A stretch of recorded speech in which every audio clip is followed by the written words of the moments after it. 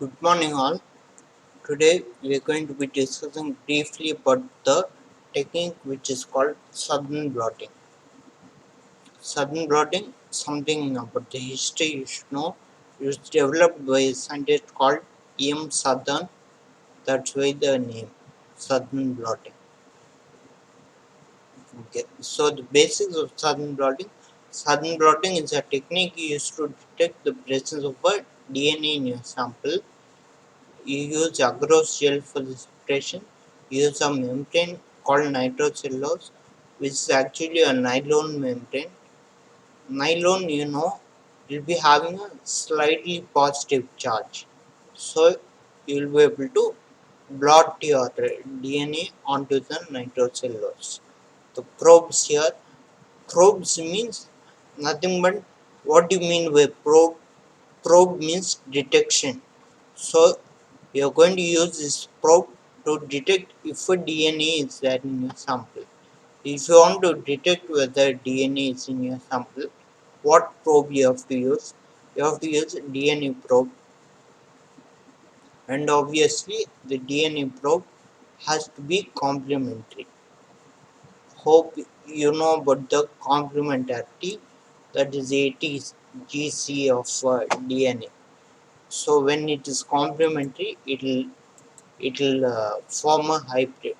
The whole principle of this detection is only this hybridization.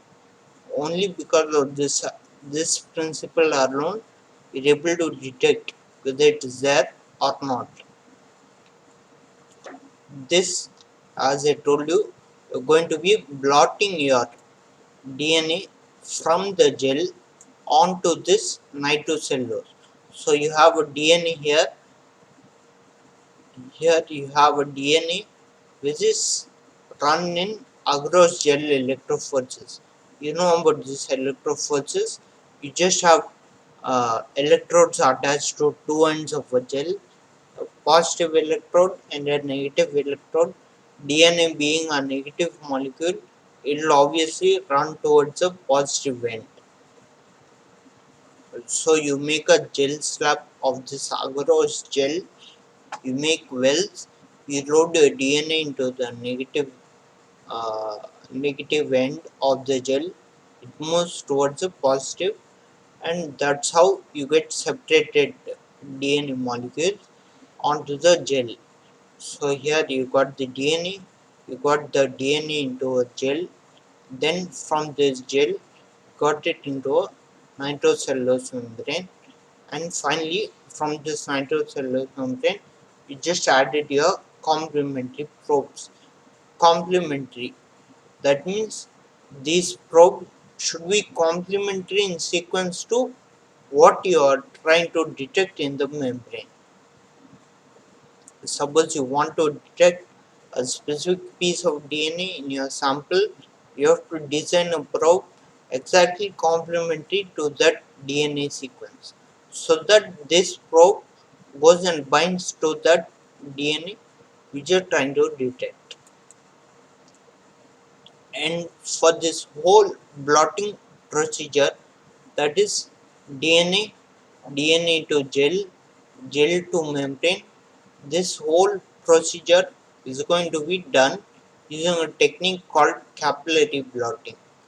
Capillary blotting is nothing but you must study capillary force, that is movement of liquid against the force of gravity, that is upwards. So if you can see this slide here, just remember these points that I have highlighted. These are important points to remember. You are going to be detecting DNA in your sample. It's going to be agarose gel electrophoresis. It's going to be a membrane which is nitrocellulose, nylon membrane. You're going to use DNA probes which are complementary your, to your DNA which you are going to detect, and the whole blotting is going to be done in this capillary blotting technique. So we'll talk a little more about this capillary blotting in the next slide. So here this is the whole setup capillary blot. You have a plastic tray or a trough, that is a tray with a slight dip inside to fill up liquid. You have a stand here in between. You can use any solid material, or you can even use a sponge block, that is a block of sponge.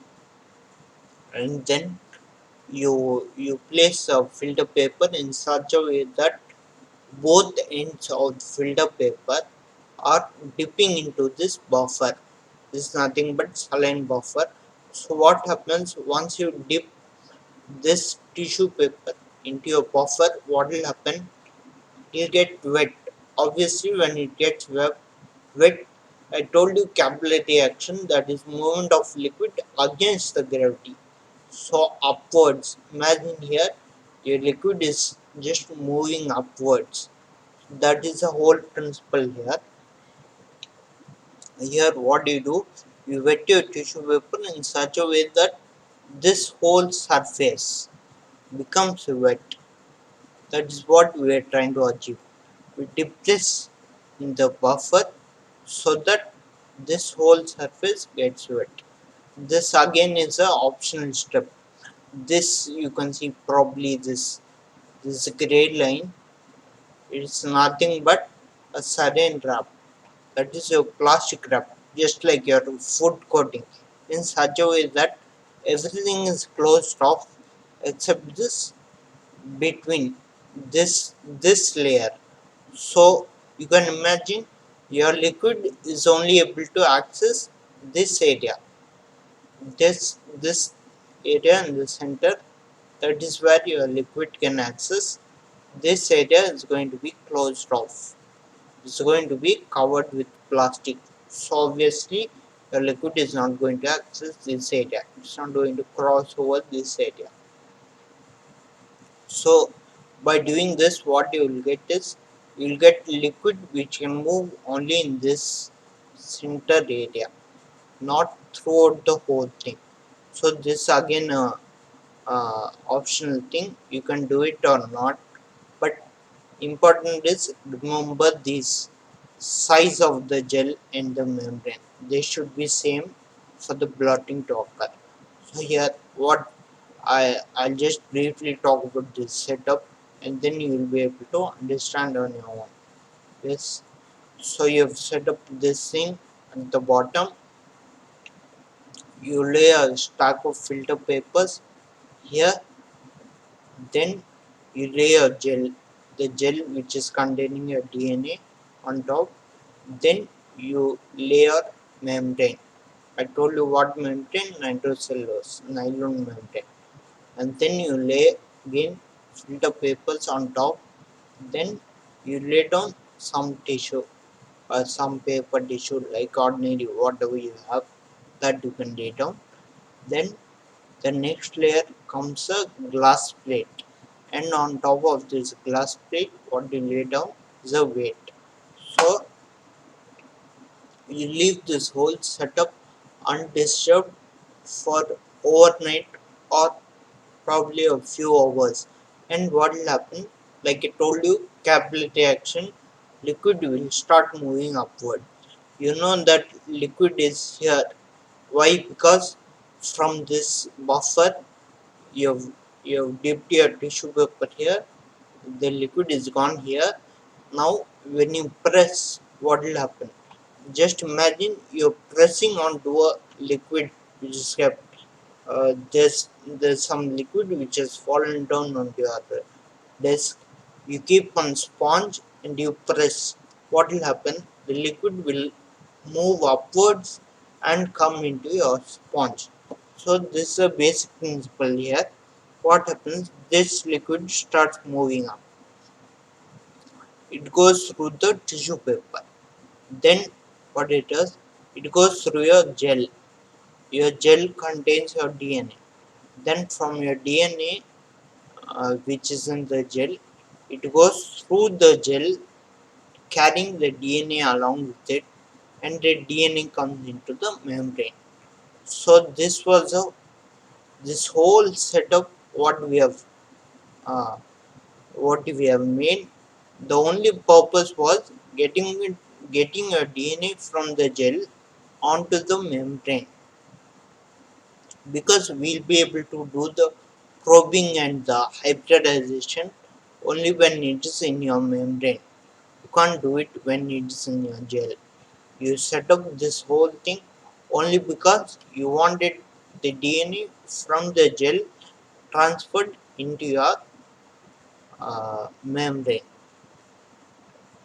Okay, so now we have it in the membrane. But what exactly do we have in the membrane? We have DNA which is double stranded. So you have a DNA here which is double stranded.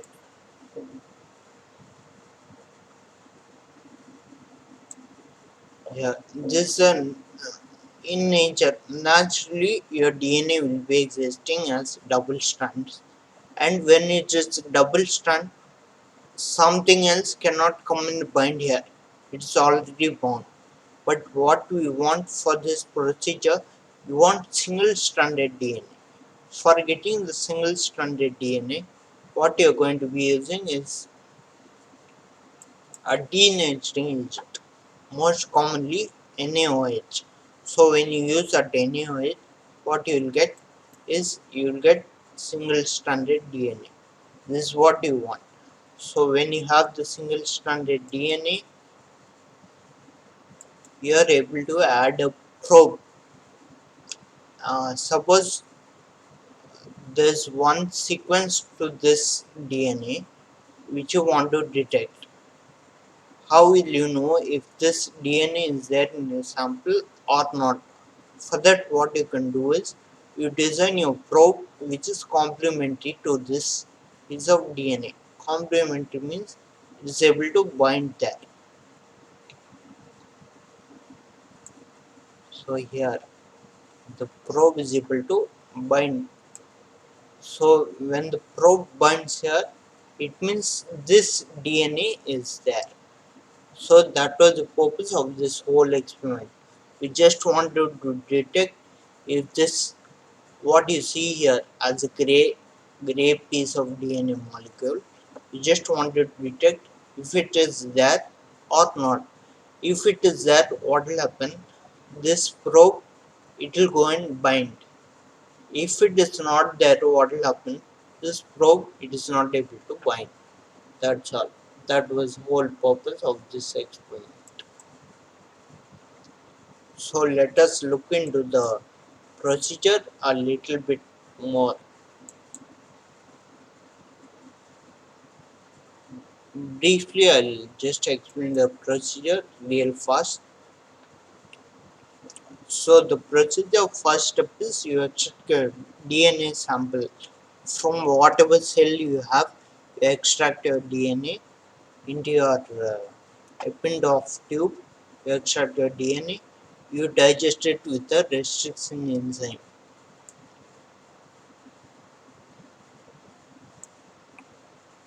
What are these enzymes? What do they do? These enzymes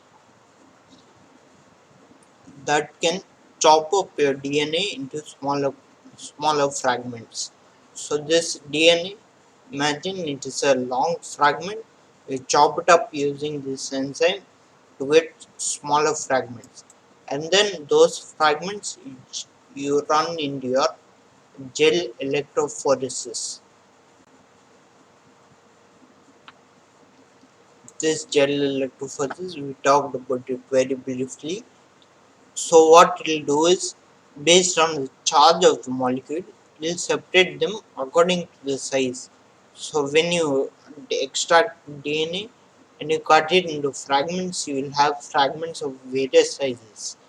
And when you run it in this electrophoresis gel, what you will get is, you will get them ordered according to size, like the big ones at top, small ones at the bottom. So you'll get it ordered just like it will run like a ladder onto your gel. Then, as I told you, Here, the DNA will be double stranded because when you extract your DNA, it will be double stranded. So, what you have in your gel is nothing but strands of double stranded DNA, pieces of double stranded DNA. As I told you, for the hybridization and the probing to work as you want it to work, you'll need a single stranded DNA. For single stranded DNA, what you need to do is this additional step. That is nothing but adding a denaturing agent. Once you add a denaturing agent in your gel, what does a double stranded DNA will become? It will become into single strand. Once you have the single strand, the next step is, as I was discussing earlier, you start to pair a capillary blotting full setup. And what it does, it's nothing but it will just transfer from your gel onto your nylon membrane. So in this gel you have single strand DNA because it is denatured. You got it into your membrane, all because of this setup. And once you have it in your membrane, what next you have to do? You have to do a cross-linking UV translumination. That is nothing but you keep it into your a small machine which produces UV radiation. Those UV radiations will help the DNA to cross-link with the membrane. So here in this step you've got a firmly fixed DNA onto your membrane. Okay, then afterwards, after you have it firmly fixed in your membrane, what next you can do is you can add your DNA probes. So as I was telling you, this hybridization, this is the main important principle because of which this whole blotting technique is working. Okay, and before this hybridization, what you need to do is a step called pre-hybridization. So from this word itself, you'll be able to understand pre-hybridization. That is pre. So it comes before hybridization. So basically, what you're doing here is before you add your probes, you add a pre-hybridizing buffer. What that does is it will block the unwanted sites. So I'll be showing this in a diagram later on. What it does is it will just block the unwanted sites so that your probes it should not go and bind simply anywhere. They have to bind only to your target, only to what you want to detect. Your probe should bind. Your probe should not bind anywhere. Okay, and I'll explain this diagram also bit later. So here you have a few applications. So I hope you've understood the whole procedure and the principle. Principle is nothing but it is easy. It is just your transfer using this capillary blot method, and because what is the charge on DNA? DNA charge is negative, it will move towards a positive. So what you will do is you have uh, your DNA onto your gel. This gel, how did you get? So this is what the gel looks like. Once you run electrophoresis, you get this gel. How did you get it? You took your DNA from your sample, you digested with resistant enzyme, you run it on electrophoresis, and this is how the electrophoresis gel looks. Then what you do with this gel, you set up the full capillary blotting mechanism. and you blot it. So what happens?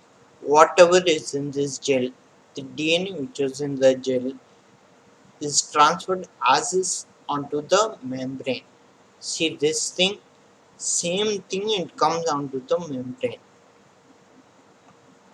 This membrane I told you is a nitrocellulose membrane which is nylon, and then once you have this membrane, you do your hybridization like I told you. Uh, First, before hybridization, you have to do your UV transillumination, that is cross-linking of the DNA onto the membrane. Then you do your pre-hybridization. Then you go in for hybridization with probes. So as I told you, I just showed you with the example of a gray colored thing with the blue colored thing. Imagine those blue things are your probes. Here it is shown labeled with the color. So once you have the color here, you just hybridize this and then you detect using your X-ray or whatever technique. Then if so, here for example you are able to see this small piece of DNA in blue color. So this is that DNA corresponding to that. You want to detect if this DNA is there or not. For that, what we are going to do, we add the probe. If the probe binds to this DNA, it becomes into blue color. So these colors are just representations. Uh, it is for you to understand the principle and the procedure. So you can just go through this slide if you want and note down the points. These these are the uh, this is like the simple breakdown of the entire technique. So this can be more detailed, but for your understanding this is a breakdown. You'll be able to understand better. You just try to remember these points, how the blotting is done and how the probes are used. Remember, probes should be complementary. Okay, so this was it for this video, and after this video we'll be seeing a part 2. It will be like a diagrammatic representation.